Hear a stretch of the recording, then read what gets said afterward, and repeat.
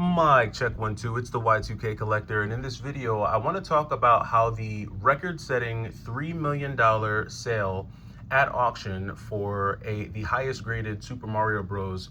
Is going to impact not only the graded collectibles market, but also how I think it's going to affect CIB collecting.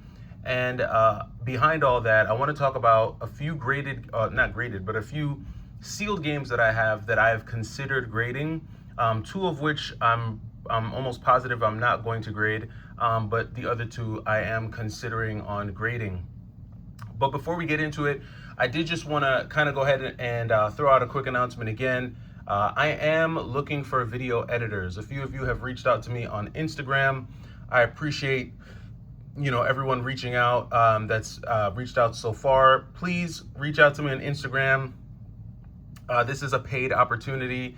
If you have anywhere where you have some of your work, please feel free to share it with me.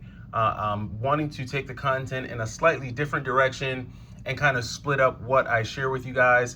I probably will continue to do this kind of like vlog style content, but I do want to dive into more content that provides more value, whether it be information, infotainment, just a variety of things that I feel like I could be doing more to kind of provide the viewers and subscribers of this channel some more value. So if you do editing, if you use Adobe Premiere, if you're, good with edits and cuts and things like that, please reach out to me on Instagram. I'd love to connect with you and see how we can do some work together. And also, one other thing before I kind of dive into it, also want to send a huge shout out to all of the new subscribers. The channel has started to grow again. It was a little, not a little, it was a lot stagnant for a while. Granted, I wasn't posting as much, but the channel has started to grow again. And so I appreciate all of the new subscribers, everyone who's just been tapping in. It's been a long journey. It's crazy how time flies. Never really launched this channel to really grow it to hundreds of thousands, but it's grown organically. I haven't had any super juices, no bots, no tricks, no gimmicks. It's all organic over here. So appreciate all of you for doing that. And so let's dive into it. So I want to talk about this $3 million auction. So I'm not going to spend too much time talking about that because you guys, if you haven't heard about it, you can obviously watch. There's a ton of content out there about it. But the long and short of it is that recently, I want to say June 12th, there was an auction for A++ graded Super Mario Bros. Copy of Super Mario Bros. And from what I understand, that copy is super unique because it has a kind of like a one-of-a-kind seal on it. All that being said, the Super Mario Bros. Copy did sell for $3 million, right? It was graded A++. And obviously, whenever something like that happens, it sends shockwaves throughout the collector community. It sends shockwaves throughout, the video game world. And obviously, it puts people on notice that there is still very much a viable market for graded games. And every time something like this happens, it obviously it has a ripple effect, right? It has a ripple effect mostly throughout the collector community. And, it starts to make collectors really rethink how they're handling some of the items that they have in their collection. Now, recently, I did pick up a copy of ActRaiser 2 because I am a huge fan of the ActRaiser series. The cool thing about this copy is that it did have everything in the box, and this is not sealed or anything. This is not a game that I plan on grading. This is a game I actually plan on playing. But I did notice that the cost for ActRaiser 2 has gone up over time for a loose copy.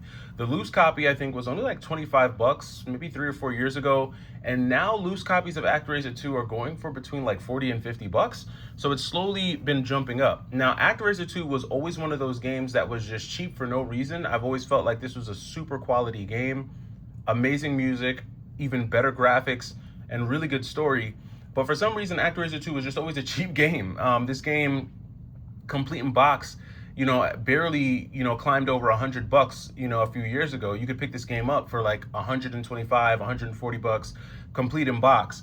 But now it's starting to kind of slowly shift up again. So let's kind of open it up. I'm going to open it up with you guys, show you what's inside the box here, because this one does come with a really cool poster. So let's go ahead and empty all of this out. So you obviously have your box here. This box is actually in pretty decent condition. These cardboard SNES boxes, can take a beating over time, but this manual is actually pretty clean. Pretty clean manual here. Not mad at that at all. Pretty decent box. The box is in good shape. You've got the little poster here, the little player's guide that comes in most Super Nintendo games. This one did have the registration card for ActRaiser 2, which is really neat.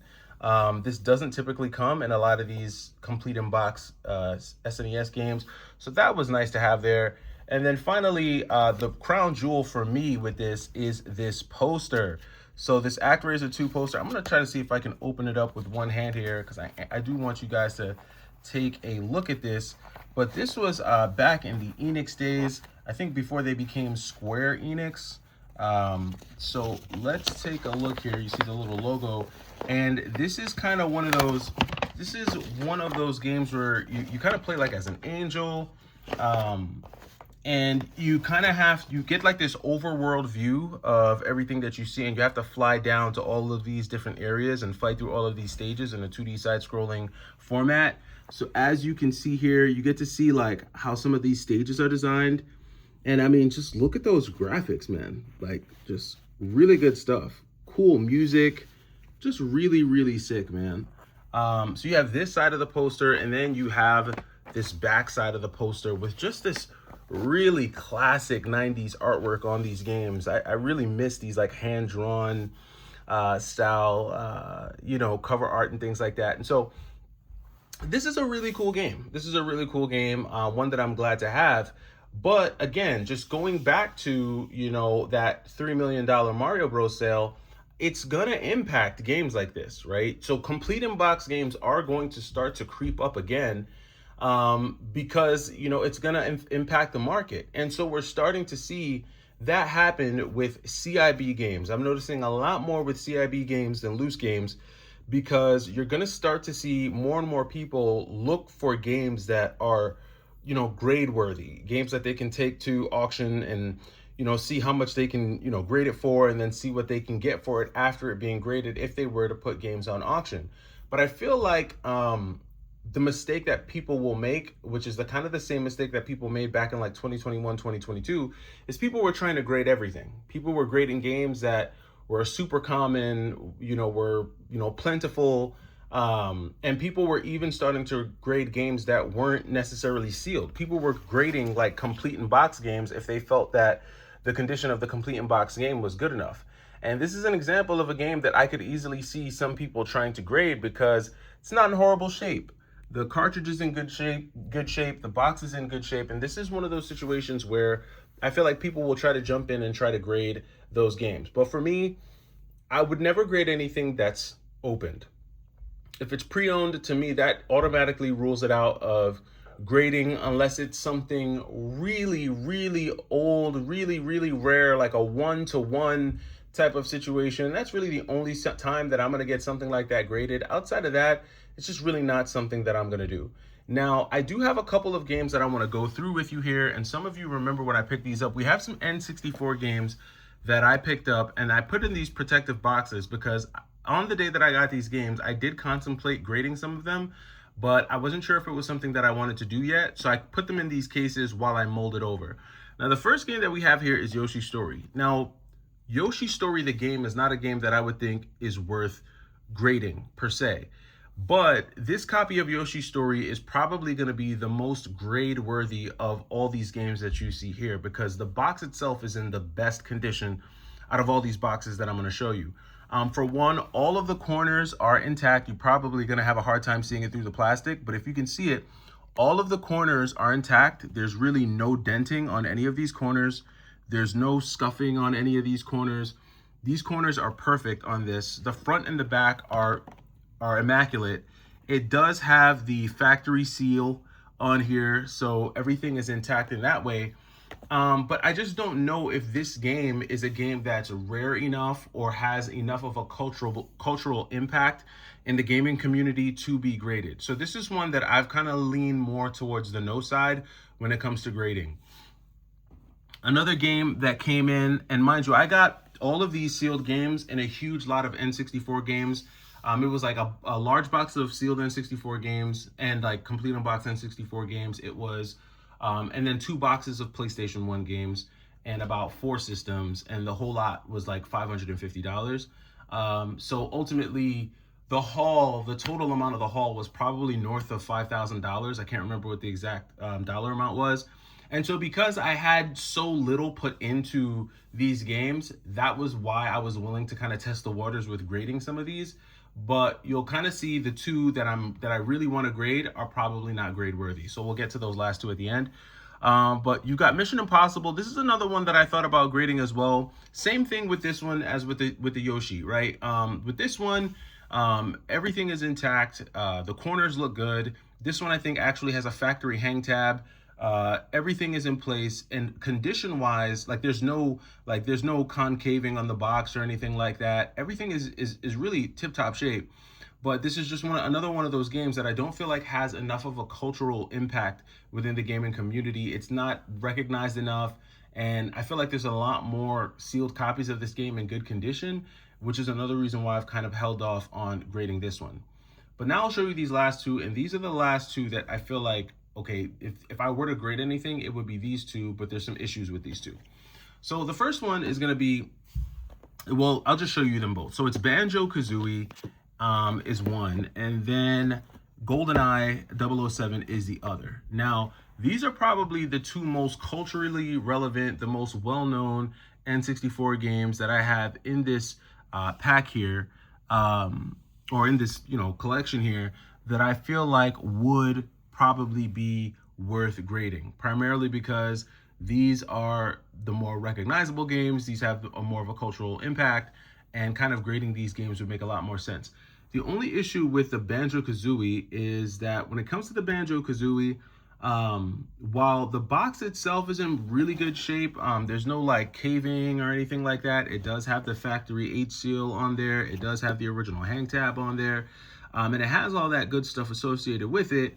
It does have some denting on one of the corners. Not this corner, but one of the corners has a significant dent, which for me kind of rules it out of being in the grading category. And there it goes right there. So that is the dented or damaged corner. And for me, that kind of would just immediately knock it down to like a 6.5, when being graded. Just having a dent that significant on the corner makes a huge difference. Now, I know sealed, without this game being graded, just having a sealed copy of Banjo-Kazooie, according to price charting, which we could never trust, would be at least $1,000. Price charting, I think, has this game upwards of $1,400 sealed, factory sealed with a hang tab. Do I think someone would pay $1,400 for this copy of Banjo-Kazooie? No, I don't. Not unless they had, ideas of grading it themselves, and I don't know how many sealed copies of Banjo-Kazooie, like factory sealed copies of Banjo-Kazooie there are out there. But what I do know is that the longer that it is kept sealed and kept in good condition, the more years that go by, the more rare it will become, because the more other copies will go out of circulation, will get lost, things of that nature. So this is one that I kind of go back and forth with. The other one that I go back and forth with is this copy of 007. Now, GoldenEye 007 is probably the most recognizable game out of all these games. It is one of the staple N64 games, probably one of the most played N64 games, especially in the early 90s. I mean, Friday nights and Saturday nights were made up of you running around with Oddjob and the Golden Gun. I remember those days. It's funny because I played this game a lot as a kid, but when I got older, it gave me motion sickness. It was crazy. I could play this for hours as a kid, perfectly fine. The second I entered like high school and tried to play this, like I just couldn't stomach it. Why? I don't know, but that's neither here nor there. The issue with this copy is that there is some box damage. So as you can see right here, there's like a little bit of a caving in on the side of this box, which obviously creates some noticeable damage. There's some creasing on there. It is factory sealed, and it does have the 1998 Game of the Year sticker on it. But I just don't think that with the damage that's been taken to this box, it would really be worth grading. It's just not one of those things that I would kind of dive into with this one. If it were in the condition of maybe like the Yoshi story or the Mission Impossible, then maybe yes, then I would, go out of my way and see about getting this graded. The same thing with the Banjo-Kazooie. Banjo-Kazooie, I'm a little bit more, I don't know, I go back and forth with this dent. I don't know how much of an impact it would make as far as it being graded. I know it would make a, a significant impact Sorry. But overall, I think the box on Banjo-Kazooie is much better than the box on 007. So these are the two. I do have a couple other sealed PlayStation 1 games that I've been really toying with on whether or not I want to get graded. I do have a factory sealed copy of Metal Gear Solid, the original one for the PlayStation. I've also got a sealed copy of Croc 2 and a sealed copy of Space Jam, the original Space Jam video game on the PlayStation 1. All of those games are games that I've toyed with, but none I think are more significant than these two, just because, I mean, if I want to play 007, I'm not going to open this up. I could easily just go get a loose card of 007 for about 20, 25 bucks and just go play that. So I don't have a reason to open either of these two games. Like, I don't need to open them to play them. They're clearly collector pieces. They're clearly pieces that are just going to be shelf candy. There really would be no reason for me to need to open either of these games. They're plentiful.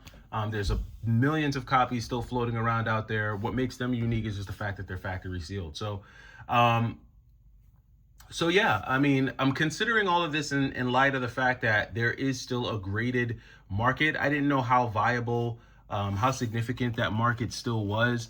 But clearly there's a group of people out there who are willing to spend money, if not millions, at least hundreds of thousands on some of these games. And I really thought we were kind of somewhat past that, but I guess we are not. So let me know what you guys think. Do you think grading is still worth it in 2026?